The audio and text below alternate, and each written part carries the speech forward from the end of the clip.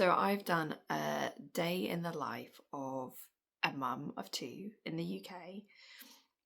In case you're wondering what that's going to look like, maybe you're pregnant with your second and you're thinking, how? That's what I was thinking before I had my second.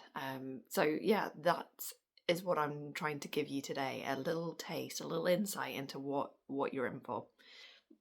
I've got a 4-year-old and a 4-month-old. The 4-year-old is in nursery 4 days a week, which gives me a little bit of a breather, thank goodness. So this may be more or less relevant depending on whether your kid's in nursery. And I'll show you what that looks like. And I took notes as I was going through the day so that I sort of remembered what I was doing at what times.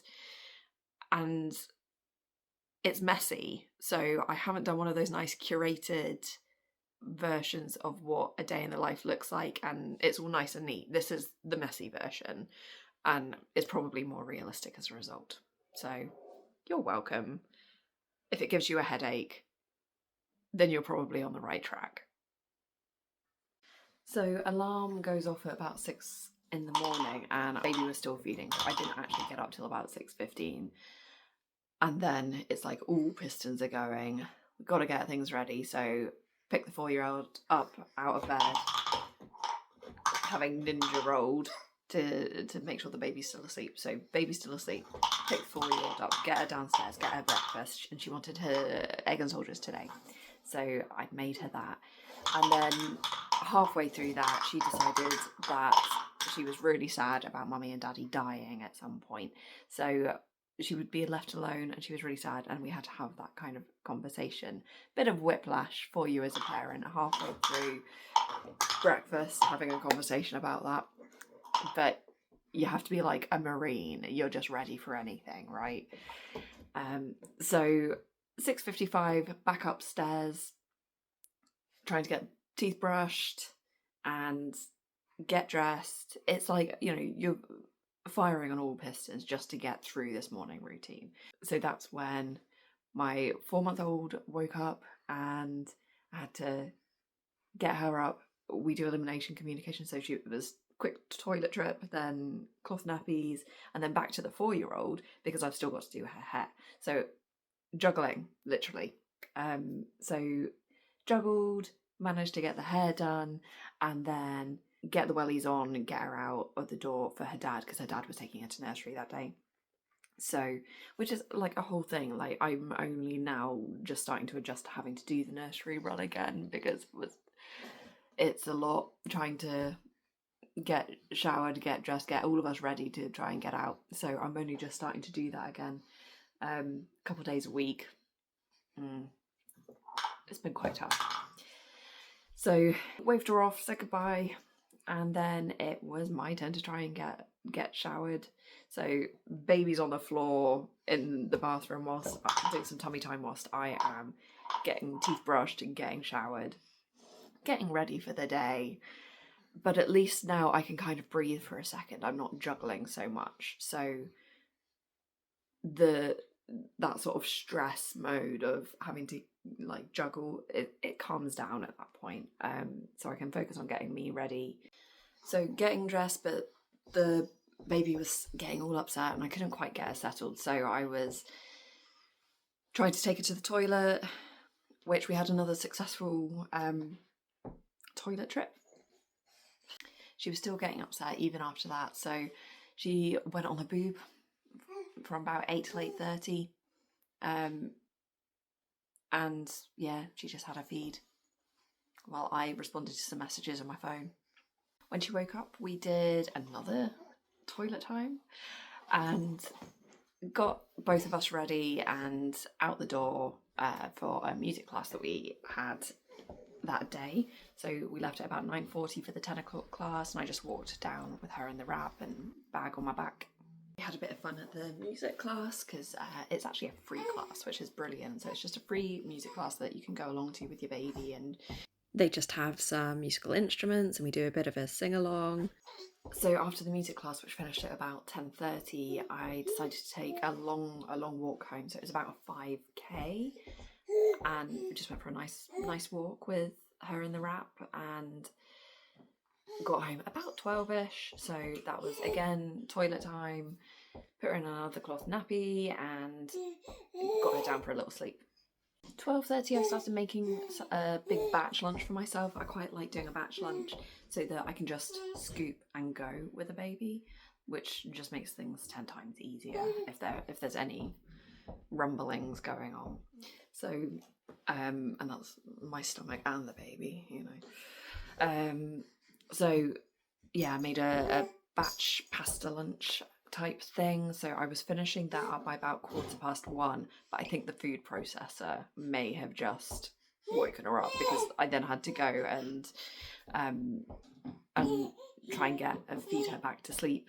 And at that point I was like, okay, she's asleep for a bit longer, do I exercise or do I eat the lunch that I just made? I ate the lunch. I have been really struggling to find time to exercise as part of all of this. So I did the 5k walk, which I was pleased with. I just sat down and ate my lunch in front of the TV, which was nice. Below deck, that's a bit of reality TV. Love it. So I finished my lunch and I had to get the wash back on because I'd forgotten to get it back out because of the morning rush.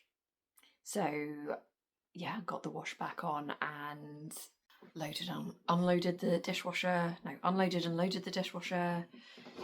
Had to message the nursery about the 4-year-old. And surprisingly this day, the baby napped like quite a bit. I managed to get her back to sleep after all of this. I think she'd kind of woken up about 2 again.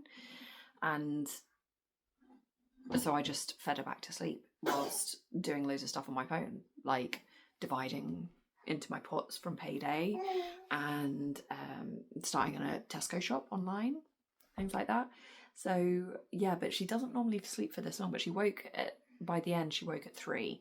So and our naps are all over the place. I don't follow a structure. Some parents are really like rigorous about like 2-hour wake window. Then I don't really do that. This time around anyway. Second time round I see if she wants to go back to sleep, but she seems grumpy and tired, and otherwise she gets up, and then I try and get her back to sleep when she seems tired again. So while she was up, I was mostly just putting a ton of laundry away. It really piled up, so I had masses of piles of laundry to put away. And then by about 3:55 she needed to be fed, toilet, that fun stuff again. At 4:20 I started looking through all the baby's next size up clothes to try and sort those out, and then 4:45 I put her back down for a nap. She was getting all grumpy again, and started the dinner at about 5. At about 5:30 I'd finished prepping the dinner, so it was just like, then I'd fry the halloumi and get the water in the couscous and those final little bits.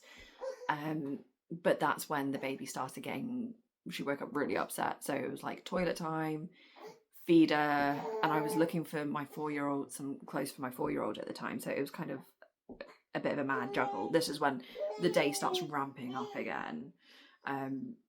Just before, when the baby needs something, the 4-year-old and dad are about to come home, the dinner's being made, and it all gets a little bit stressful again. Dinner was ready for 6:05.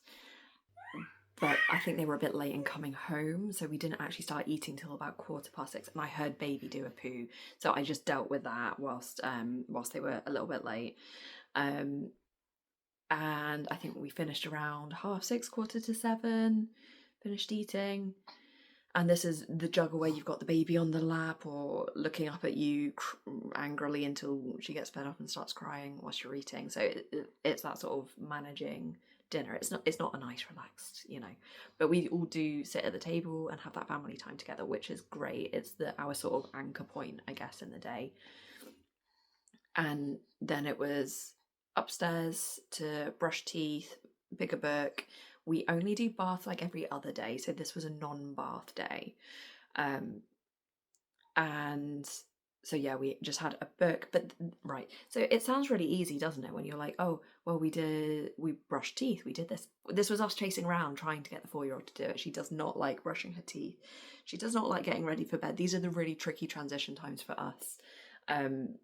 So they're very stressful, and it's like trying to herd cats at that point. And half the time, the baby's also getting upset at the same time because she's tired. So these are the real sticky points for us. But that probably explains why I go to bed at the same time as the kids. So I normally read the book in bed, and then feed the baby in bed. We co-sleep, so I feed the baby in bed. She goes to sleep. I'm holding my 4-year-old's hand going to sleep, whilst putting on like an audiobook or something for her. And then I often either fall asleep, or sometimes I just read my book for 10 minutes or something. So that's what our day looks like. And I should say that's what our day looks like now, because it changes every few weeks probably. I took the notes for that day about 2 weeks ago, and by now I'm already doing the nursery run almost full time, I would say now, and the naps look different again, although they've stabilized a little bit more perhaps. So yeah, it changes, and I think that's why I drive myself less crazy with the baby's naps and stuff like that these days than I did with my first. But it's a much harder juggle with the 4-year-old not wanting to do things in those transition times, in the morning and evening routines. That's really tricky. And